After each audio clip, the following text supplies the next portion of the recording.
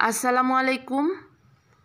সামনে আসছে রমজান, আর সেই রমজানে অনেকেই খাবার খেতে পারে না, আর ঝালমুড়ির সাথে তো তেল ঝাল না হলে হয়ই না। তো সেই জন্য আমি স্পেশাল নাগা মরিচের আচার রেসিপিটা আপনাদের সাথে শেয়ার করছি। যদি ভালো লাগে রেডি করে ফেলতে পারেন। তো চলুন, যা যা লাগছে দেখিয়ে দিচ্ছি। প্রথমে লাগছে লবণ, আর লবণ আমি দিব স্বাদ অনুযায়ী। লাগছে চিনি, চিনিটা হচ্ছে ঝাল আর টকের ব্যালেন্স ঠিক করার জন্য আমি সামান্য পরিমাণ চিনি দিব। আর এখানে নিয়েছি গোটা কিছু জলপাই, জলপাইটা আমি একটু ভাপিয়ে নিয়েছি। লাগবে আমার তেঁতুল, আর নাগামরিচের আচারে অবশ্যই তেঁতুল অথবা জলপাই দুইটার একটা দিয়ে করলে খুব ভালো হয় খেতে। আর এখানে লাগছে সরিষা বাটা। আম দিয়ে করতে যাবেন না, আম দিয়ে করলে নাগামরিচের ফ্লেভারটা ভালো থাকে না। আর লাগছে অনেক নাগামরিচ, নাগামরিচটা আমি 1 ঘন্টার জন্য রোদে শুকিয়ে নিয়েছি। আর লাগছে এখানে 250 গ্রাম রসুন, আমি খোসা ছাড়িয়ে নিয়েছি। চলুন প্রস্তুত প্রণালীতে চলে যাচ্ছি।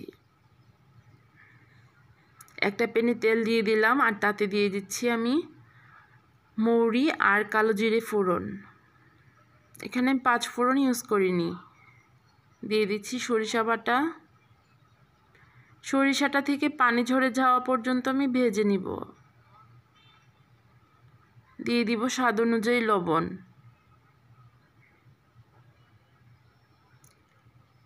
একটু ভালো করে আমি ভেজে নিব। আর তাতে দিয়ে দিব এখন আমি ভিনেগার অথবা সিরকা। আর অবশ্যই আমি এখানে সাদা সিরকা ইউজ করেছি।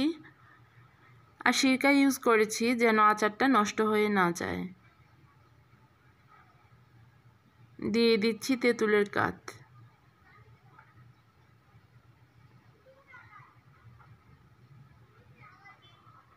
একটু নেড়ে চেড়ে তাতে দিয়ে দিব এখন আমি গোটা জলপাই।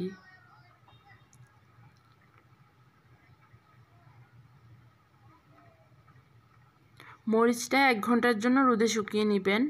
গায়ের এক্সট্রা পানিটা ঝরে যাবে, আর দেখতে খুব সুন্দর হয় লাল আর সবুজ হলে। সেজন্য আমি 1 ঘন্টা রোদে শুকিয়েছি। দিয়ে দিচ্ছি গোটা রসুন।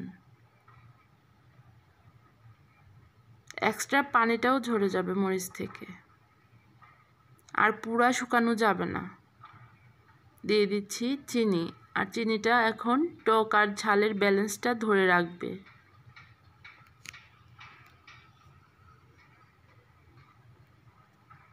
তো খুব ভালোভাবে আমি পানিটা ঝরিয়ে নিচ্ছি, আর তাতে আমি রসুনটাও খুব ভালোভাবে আমি এখন কষিয়ে নিলাম।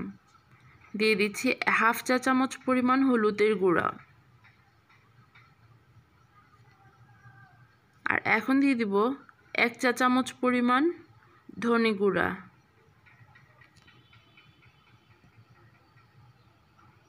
আর তাতে এখন দিয়ে দিব আমি আমার স্পেশাল নাগা মরিচ।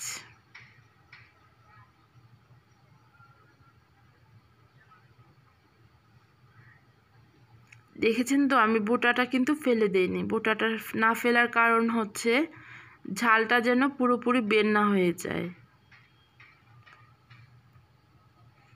আর খুব নেড়ে চেড়ে এখন আমি তাতে দিয়ে দিব তেল। তেলের পরিমাণ হবে আচারটা যেন তেলে ডুবে থাকে।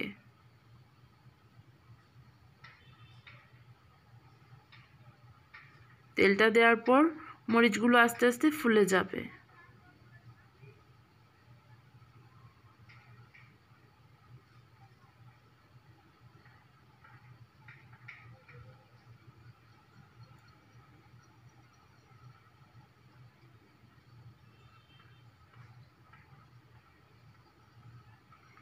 তো খুব ভালোভাবে নেড়ে চেড়ে আমি আচারটা রেডি করে ফেলছি।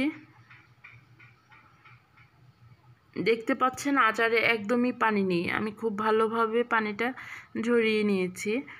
আর এগুলো এখন আমার আচার বানানো শেষ। আমি বয়মে সার্ভ করে নিয়েছি, আর একটা বাটিতে সার্ভ করে আপনাদেরকে দেখাচ্ছি। আচারটা যত পুরান হবে খেতে তত ভালো হবে।